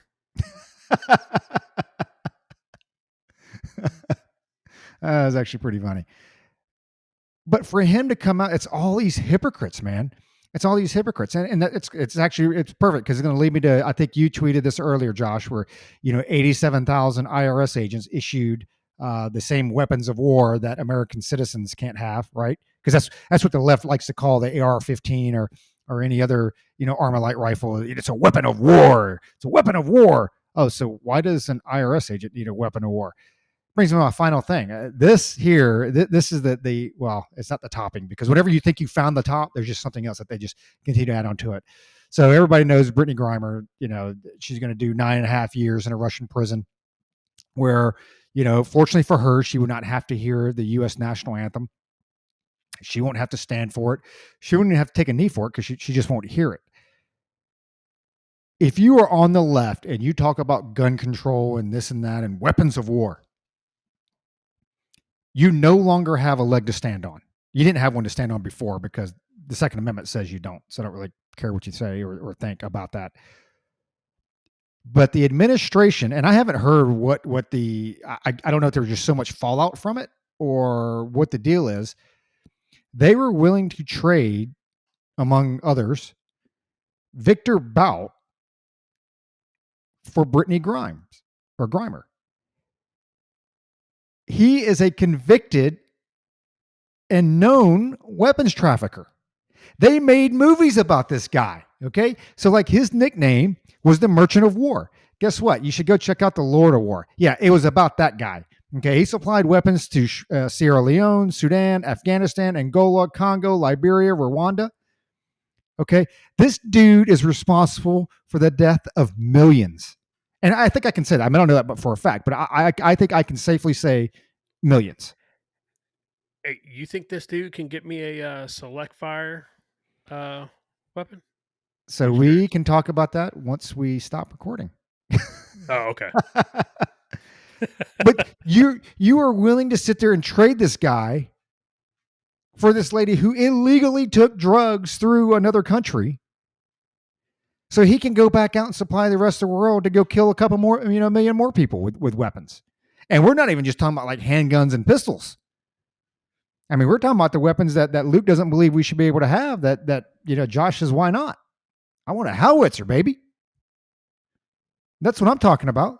So I'll tell you from the left, like I don't even want to hear it anymore. I don't even want to hear it anymore. The hypocrisy, and we talked about this today. We were tweeting about it with the economy because you had Joe Biden lie and KJP that we had 0% inflation. Okay, that is a flat out lie. Okay, I don't even know how you can come out on TV and say that. Everybody's like, well, we don't really have zero. But the hypocrisy, it kills me. And that's all I ask for is a level playing field, because I would tell you this. I don't care if Donald Trump was in office right now. If Donald Trump was in office right now and we had 8.5% inflation, the 1 year anniversary of the Afghanistan withdrawal. If that happened with them, with the 87,000 IRS agents, with the $700 billion, spending bill, with gas prices the way they are, the way food prices the way they are, with the shortage of it, because I tell you, by the way, inflation, and see, they lump everything in together. Inflation does not count food or fuel. So when they talk about inflation, they're talking about the price of everything else. This administration and previous administrations, they like to lump in food and fuel with inflation. That's not part of the inflation rate. That's separate because they're so volatile and they can vary from day to day, week to week. But if things were in the same position now and Trump was president, I'd be MFing him too. Boom. At that point, my ideas fall along the line of conservatives. But at that point, I don't care who the president is. Hey, man, we got to try something different. We got to try something else. And those people that sit there on Twitter, they sit there in the social media and they defend President Biden, what they are telling you and what they are doing is saying, we're happy with the way everything is right now. We're happy with the way Afghanistan turned out. We're happy with the inflation rate. We are happy with fuel prices. We're happy with food shortages. We're happy with labor shortages. We're happy with the crisis at the southern border. That's exactly what they're telling. They're telling you that they are completely fine with the way things are. Because right now, only one party is in charge, and you see what's happening. And I would say the exact same thing if we had a Republican president and a Republican-controlled Congress. There would be no different. My last thing, I'll kick it over to Josh for his closeout. I only have one other thing. Luke actually said it last week. He was talking about quotes, and I actually wrote this down because I'm becoming a big Tim Scott fan, but I was going to do quotes, but he did his quote first, and then I couldn't do my quote after he did his quote because then it looked like I'm following him. So Tim Scott, hey, failure isn't fatal if you don't quit. Whatever. F Tim Scott. Done with Tim Scott. He came out. He supported the raid on Mar-a-Lago. He didn't support it. Come yeah, on. He did. He came out. He was like, "Well, it's just He it said, is what it is." He said, "Let's find out what's going on," because I think like the rest of us were like, "Okay, they actually went into like that's an egregious act, man. Like, hey, you want to do this? There's got to be something coming, and nothing Whatever. Came. Tim Scott's acting like this is the first time he's seen this movie. You ain't new. You ain't new, Tim. Well, Don't act like you're brand new. Whatever. I am becoming more of a Dan Bongino fan because he's hyped up, right? It's a lot of rhetoric and a lot of hyperbole, or whatever. But he said the other day, he goes, and I think he was saying, it was quoted from somebody else, but he's like, you'll be fine with American politics and understand American politics once you understand that half the Republicans will vote Democrats, but none of the Democrats will vote Republican.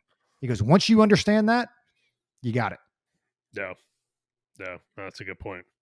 So anyway, F Tim Scott. All right, real quick, just a couple shout outs is all I got left. Hey, John C up in DC, thanks for listening. We appreciate it. Can't wait until you retire, and we can get you on. Because man, I know you got some stuff to tell about what's been going on up there the last couple of years. Tyler and Mimi up in Virginia, really appreciate you guys listening. Tyler and I promise next time I'm up in Northern Virginia, I'll link up with you and we'll have beer. Same thing for the Ryans. Real quick, Isaac, you guys remember the Cajun Conservative? Shout out to Isaac. Thanks for listening. And real quick, I know Luke was going to mention him, but I'm going to go ahead and mention him too. Johnny Juanito, man, safe travels, brother. You know, enjoyed messaging with you earlier today. Praying for you. Hope you get back safe, and hope you get back soon. And man, what what a cool dude. So that's all I got. Uh, until next time, I'll throw it over to Luke. He can give his closing comments. Yeah, old Johnny. I'll go ahead and say his last name, Johnny Buford. That guy is one of the most interesting dudes I've ever known in my life. And we have some plans to try to get him on the show, episodic nature, because his story, he went over to South America before COVID broke out, and he was there while COVID broke out, and it is an adventure. And John is a very unique character. He is his own man. So we're hoping to get him on, and yeah, hope John listens. So Tim Scott is not a unique person, because if everyone who is dead to Josh is just dead, there's only like 7 of us left on this planet. So Tim Scott, you are not unique. A couple of shout outs before I close it out. Hey, Eric Schaefer, there in Amarillo. I appreciate you listening. He's got a business that we covered back when Herschel Jericho was on the show. And Eric, thanks for listening, man. Really appreciate it. And we'll plug your business going forward. And Russell Camp. Russell Camp's got a new book coming out, or it's not coming out. It is out. It's called Across the Fence from Roy. Check it out on Amazon.com, Across the Fence from Roy. I'm telling you, especially if you're from Texas, you will appreciate this book. But even if you're not from Texas, this book's got a lot of truth in it. Go and check it out. I loved it. I loved it from cover to cover. It's just a folksy, good book. There need to be more books like this out there. With Roger's Spyglass Hill hat on, his CI hat, Josh's hipster hat, whatever he's got on with his City Sports. We really appreciate y'all listening. Until next time, keep your canteen cups full and tightly secured.